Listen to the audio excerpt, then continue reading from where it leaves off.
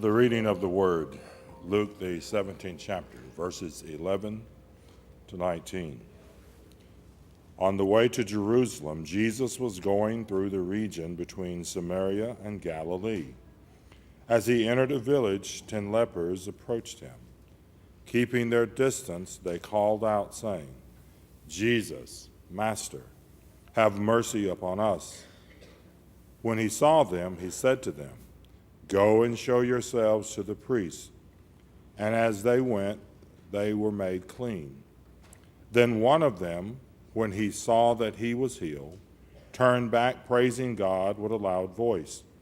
He prostrated himself at Jesus' feet and thanked him, and he was a Samaritan. Then Jesus asked, were not 10 made clean? But the other 9, where are they? Was none of them found to return and give praise to God except this foreigner?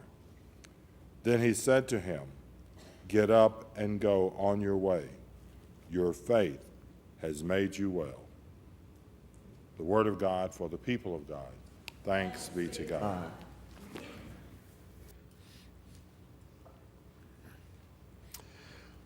Along the way, I've met a lot of amazing people. People that in spite of their circumstances somehow live life with a joy and a gratitude that really taught me a lot. One of those people is Gloria Neff. I think she probably lived in the most terrible circumstances I'd ever seen. Very poor. Her health was terrible. She was confined to a wheelchair. She was on oxygen 24 hours a day. But every time I would go to see her, there was this huge smile. And though it was often difficult for her to talk because of her health, she would start telling me how thankful she was to God for all that God had given her. And I was in my early 20s when I started pastoring that church and met her. And there were times I would leave that little shack of a home and see the circumstances, and I would just say, what's going on with her? She has every reason to complain.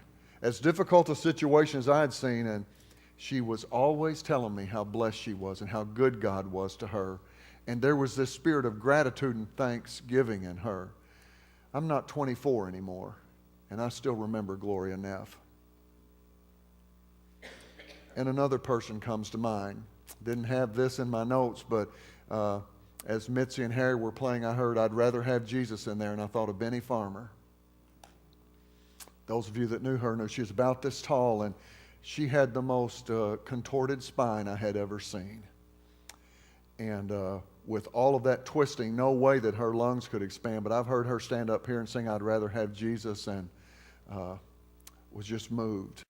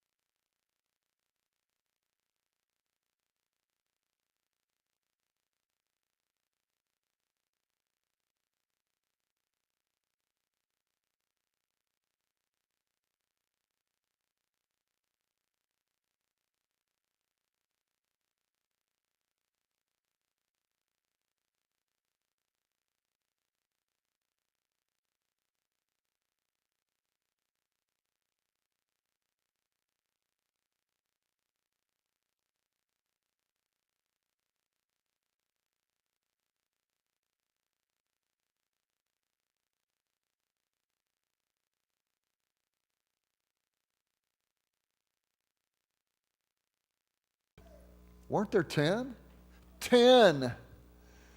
And he says, and you're the only one that thought to come back and give thanks to the one that has healed your life. Doesn't that sting every time you hear that part of the story? That just always stings me. You know why? Because I wonder if I'm part of the 9 or I'm the 1. Before we get down on the other 9, I'd like us to consider how thankful we are. Do you make a habit of stopping and thanking people who bless your life? Or do you just say, well, good as I am, they probably should have done that for me? Or you just get so busy that you don't have the, what, time? We don't have the time to say thank you to people who've done good things to us. But we have time. Think of all the things we make time for. And we'll often say, well, I should have thanked them. I just didn't have time. Do you take time to thank the Lord for your blessings? Not just a generic, well, Lord, thank you for all my blessings. I guess that's better than nothing, but I'm not sure. Wouldn't it be better, you don't have to list them all, but every day to give specific thanks? Any of you see the sunrise this morning? It was something else. It was Arkansas red and it turned Tennessee orange, so God was covering us all. But it was splendid. Every morning, whether there are clouds to make it beautiful and colorful or not, I thank God for the sunrise. I did not have to see the sunrise this morning. And by the grace of God, I did. Do you take time to thank the Lord for the everyday things, the places you live, the luxuries you know, the people in your life? Let me ask you this. Do you tend to focus more on what you do have or on what you wish you had? Do you ever complain and whine? That could be said, do you ever complain and whine? That can't be said differently, can it? Why is it, surrounded by all the stuff, that we can always see that thing we don't have? Are you ever that way? So before I get too down on these 9 that had been given their lives back and they didn't come back, I'm thinking, too often I'm in the 9. I mean, I don't like that. And I do come to God and say thank you. I try to be a thankful person, but I'm a busy guy. So are you. And so often, it's almost like we live privileged and entitled spiritual lives, don't we? Of course we should have this. I'm a child of God. Of course I should have all these things. And, they're just my right to have. You're good people. You ought to have all these things. I know good people who have nothing, and they love Jesus just as much as we do. How many times do we walk past the good Lord and we forget to come back and bow at His feet and say, I just want to thank you.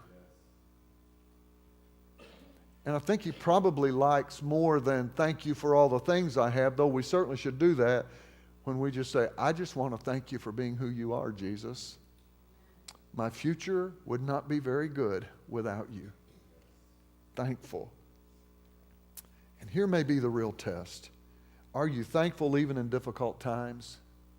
Here's another story from a leper colony, a present-day story as well. Jack Hinton, not the Jack Hinton that's a retired Methodist preacher. This is a different Jack Hinton. He said in 1966 he was on a mission trip to a leper colony, an island off Tobago.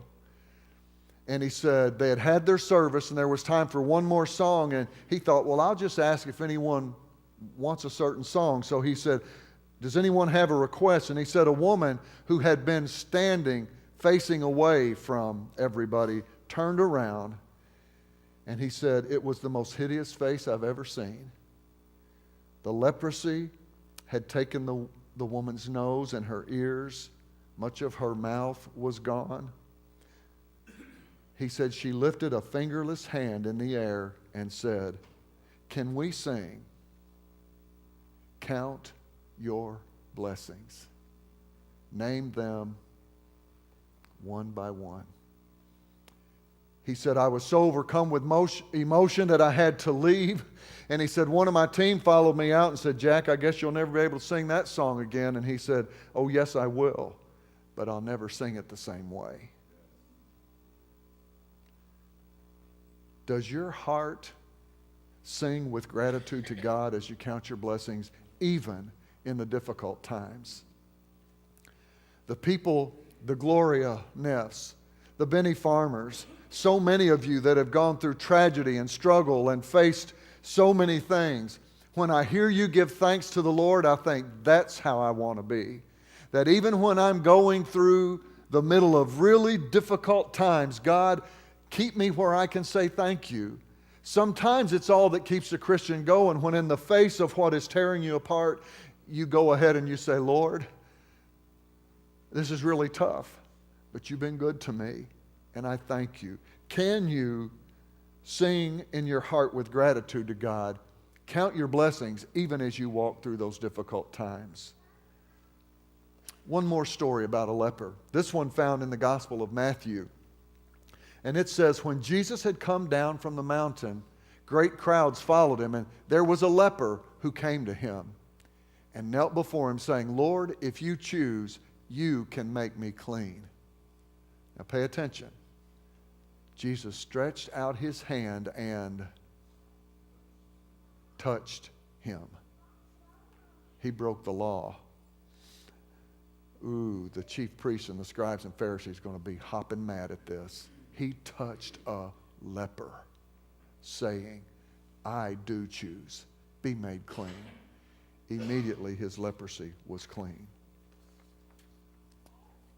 Andy Cook's a pastor, and he says, did you see both miracles in this story? Did you see both miracles? He said the leprosy was gone, and he says that's the easy miracle to spot in the story. But he said the other one, it was the touch of a loving hand. That's the other miracle. Nobody touches a leper. But Jesus touched the man. It was the touch of a loving hand. That was the second miracle in this story. Today, you've touched more people in the time you've been here than that man had touched in years. In fact, he'd touched no one, probably. You can't touch people when you have leprosy. Your kids can't come and touch you. You can't have a hug. You have had these kids up here, and those of you that have those kids, you've been able to love on them today. And just think of all the touches that you've had. This man hadn't had that in so long.